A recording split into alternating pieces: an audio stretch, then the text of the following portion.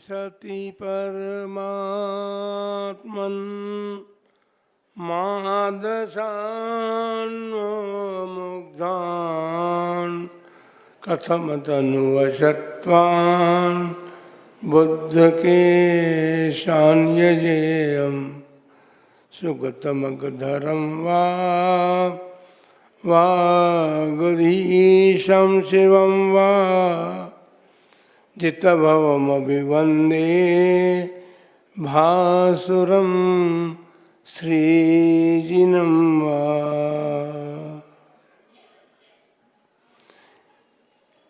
1000 श्री महावीर भगवान की 20वीं सदी के प्रथमाचार्य चारित्र चक्रवर्ती आचार्य श्री शांति सागर जी महाराज की, परम पूज्य आचार्य श्री वीर सागर जी महाराज की, परम पूज्य आचार्य श्री शिव सागर जी महाराज की, परम पूज्य दीक्षा गुरुवर्य आचार्य श्री धर्म सागर जी महाराज की, परम पूज्य आचार्य श्री अजित सागर जी महाराज की, परम पूज्य शिक्षा गुरुवर्य आचार्य कल्प श्री सुध सागर जी महाराज की, श्रीमद् जैन धर्म की 10 लक्षण महापर्व की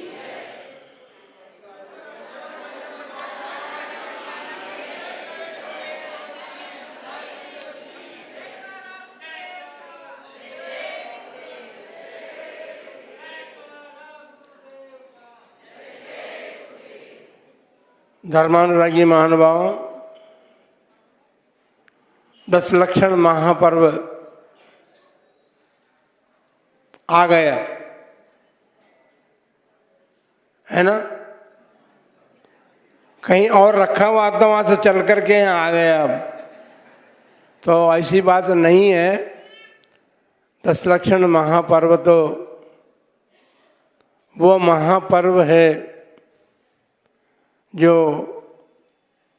उसमें जिन 10 धर्मों का प्रतिपादन होता है होगा वो तो आत्मा के धर्म है।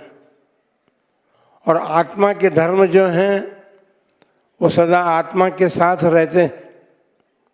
आत्मा के साथ रहने वाले धर्मों का कभी अभाव नहीं होता। हाँ, ये बात अवश्य है कि हमारे अपराधों के कारण हम जब कर्म का बंध कर लेते हैं तो हमारे वो आत्मा के गुण जो हैं, जो धर्म रूप हैं, वे आत्मा के गुण जो हैं ढक जाते हैं, कर्मों के आवरण आ जाते हैं उस पर। बंधुओं, वर्ष में 3 बार आने वाला यह महापर्व है। चैत्र के महीने में आता है। चैत्र का महीना तो चला गया। अब भाद्रपद मास में दूसरी बार आता है और तीसरी बार माघ मास में आता है। भाद्रपद मास पर्वों का महीना है और ये कहा जाए कि यदि 12 महीनों में कोई राजा के समान है तो भाद्रपद मास है। क्योंकि ये भाद्रपद मास जो है वह अपने भीतर अनेक प्रकार के व्रतों को ग्रहण किए हुए है। व्रतों का आकर है, समुद्र है। और इन 10 दिनों में 10 धर्मों की पूजा विधान आदि के माध्यम से पुण्य संचय का अवसर हमें प्राप्त होता है। बंधुओं, आप सभी ने प्रातःकाल से लेकर अभी तक वही तो कार्य किया है जो एक सच्चे श्रावक को करना चाहिए। पूजा उसका मुख्य गुण है, उसका मुख्य कर्तव्य है। उस कर्तव्य को आप संपन्न कर रहे हैं, लेकिन ऐसा न हो कि भाद्रपद मास चला जाए, ये 10 लक्षण महापर्व चला जाए, उसके बाद आप अपने प्रमुख कर्तव्य को भूल जाए। क्योंकि ये कर्तव्य जो है श्रावकों का आवश्यक कर्तव्य है। आपके 6 आवश्यकों में ये कर्तव्य ग्रहण किया गया है। यहाँ पर जो कर्तव्य हैं वो आवश्यक कर्तव्य हैं। हमने आवश्यक परिहाणी मार्ग में जो कथन था उसमें ने कहा था कि जो इंद्रिय और कषायों के वश में होता है वह वशी कहलाता है, वश कहलाता है, और वो इनसे रहित होने का पुरुषार्थ करता है और पुरुषार्थ रहित हो पुरुषार्थ सफल उसका हो जाता है तो अवश्य हो जाता है, और जो अवश्य रहता है उसके कर्तव्य को आवश्यक कहते हैं। पूजा आवश्यक कर्तव्य है, इसलिए ऐसा न हो कि 10 लक्षण महापर्व संपूर्णता को प्राप्त होने के बाद फिर आप उसी राग रंग में रह जाएं। अभी तो अध्यात्म का रंग चल रहा है, चढ़ नहीं रहा है, चल रहा है अभी, और 10 दिनों में किन्हीं किन्हीं लोगों को ये अध्यात्म का रंग चढ़ भी सकता है। इसलिए इस महापर्व के अंतर्गत होने वाली भक्ति, उपदेश, श्रवण आदि जो है, इनको केवल सुनना नहीं है, ग्रहण करना है, और ग्रहण करके अपने जीवन में यदि विषय और कषाय की तीव्रता है उसे मंद से मंदतम करें, और एक दिन ऐसा अवसर भी प्राप्त करें, ऐसी भावना भाएं कि हे भगवान, आपके चरणों में बैठ करके हमने जो 10 लक्षण महापर्व की पूजा संपन्न की है, जो हमने उपदेश श्रवण किए हैं, क्योंकि विषय और कषाय आत्मा का अहित करने वाले हैं और अभी तक हमारे जीवन में उनसे अनुरक्ति नहीं हुई है, अनुराग हमारा बढ़ता गया है, और उस अनुराग के कारण ही हमारा संसार भी वृद्धि को प्राप्त होता रहा। यदि हमारी अनुरक्ति कम होगी तो ही ये महोत्सव या महापर्व जो है वह सार्थकता को प्राप्त होता है। पर्व जो है वो गांठ के समान है। गांठ कपड़े में लगाते हैं या कषाय की गांठ अपने मन में लगाते हैं, उन गांठों की बात नहीं कर रहे हैं। गन्ना जो होता है उसमें भी पर्व होते हैं, और पर्व के साथ उसमें बीज होता है गन्ने का। वो गन्ना का बीज जो है उसको जब बो देते हैं धरती पर, ऊर्जा भूमि पर बोया जाता है तो फिर गन्ना पैदा होता है। इस प्रकार बीज से फल और फल से बीज की प्राप्ति होकर के ये सतत निरंतर प्रवृत्ति चलती है। इस सतत निरंतर प्रवृत्ति चलने में बाधक यदि कोई है तो हमारे आत्मा के परिणाम हैं। काशायिक परिणाम जो हैं वे हमारे आत्मा को मलिन करते हैं। आत्मा में उत्तम क्षमा और उत्तम मार्ग धर्म की चर्चा भी आपने सुनी है। उत्तम क्षमा जो है आखिर सूत्र है हमारे तत्वार सूत्र का, उसमें सबसे पहले उस सूत्र में उत्तम शब्द का प्रयोग किया है और 10 धर्म के नाम आगे बताए। वो उत्तम शब्द जो है सभी के साथ लगेगा।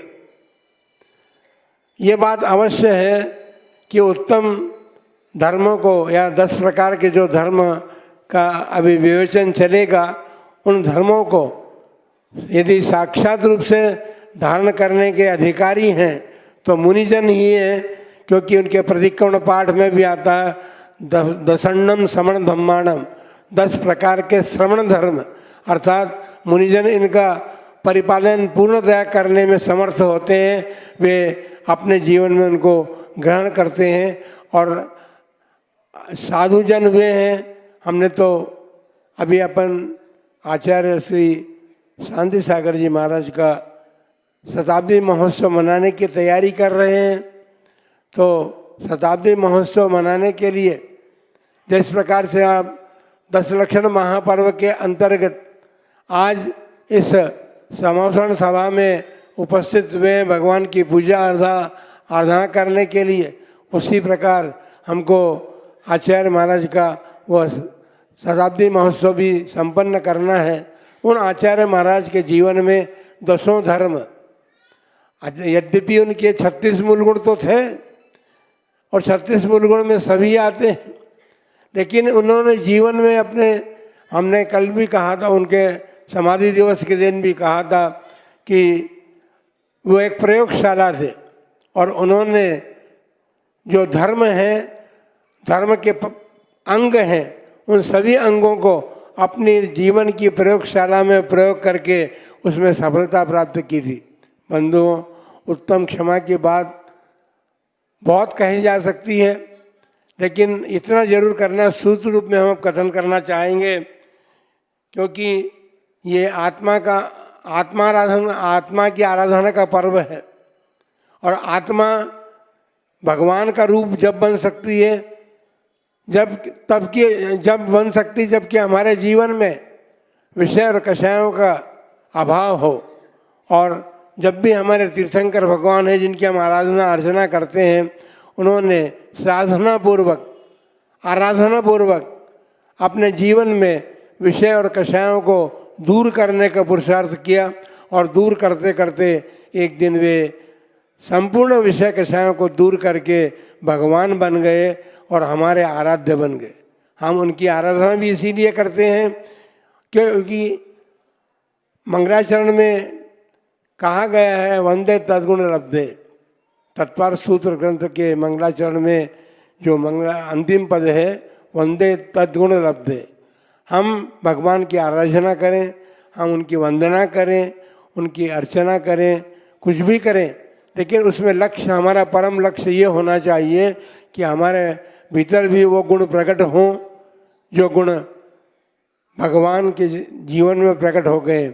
आत्मा में वो गुण तो विद्यमान हैं, लेकिन अभी कर्मों के, जैसे वर्षा ऋतु में सूर्य तो अपने समय पर उदित होता है, लेकिन आकाश में जब बादल छाए रहते हैं तो उसका प्रकाश हमको प्राप्त नहीं हो पाता। उसका कारण है कि एक दूसरा पदार्थ जो था बादल, उसने उस सूर्य के प्रकाश को ढक लिया। उसी प्रकार हमारी आत्मा में भी वो शक्ति और सामर्थ्य है, हम भी 10 धर्म के धारी हो सकते हैं, पर हमारे कर्मों ने हमारे उन 10 गुणों को, 10 धर्म को ढक लिया है। आवश्यकता इस बात की है, इस पुरुषार्थ की आवश्यकता है कि हम उनको दूर करने का पुरुषार्थ प्रयत्न करें। हमारे जीवन को हम देखने का प्रयत्न करें। हमारे जीवन में पारिवारिक ये 10 धर्म जो हैं वे राष्ट्र की सुख शांति के लिए हैं, विश्व की शांति के लिए हैं, सामाजिक शांति के लिए है, परिवार की शांति के लिए है। यदि ये 10 धर्म हमारे जीवन में रहें, थोड़े ही रूप में रहें भले ही, लेकिन रहें तो हम अपने परिवार की शांति भी स्थापित कर सकते हैं। समाज और परिवारों का समूह समाज कहलाता है। जब परिवारों में शांति रहेगी तो सामाजिक शांति का उत्थान होगा और उसके बाद फिर राष्ट्र और राष्ट्र के साथ विश्व शांति की स्थापना में भी हम अपना योगदान दे सकते हैं।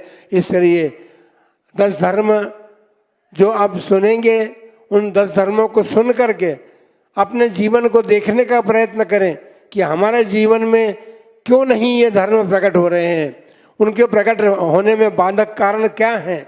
उन बाधक कारणों को जैसे जैसे आप अपने भीतर से दूर करने का पुरुषार्थ करेंगे तो आपका पुरुषार्थ अवश्य जागृत होगा और उस पुरुषार्थ के बल पर आप अपने भीतर स्थित शक्ति रूप से विद्यमान जो आत्मा में 10 धर्म हैं, उन 10 धर्मों को प्रकट कर करके और आप भी भगवान बन सकते हैं।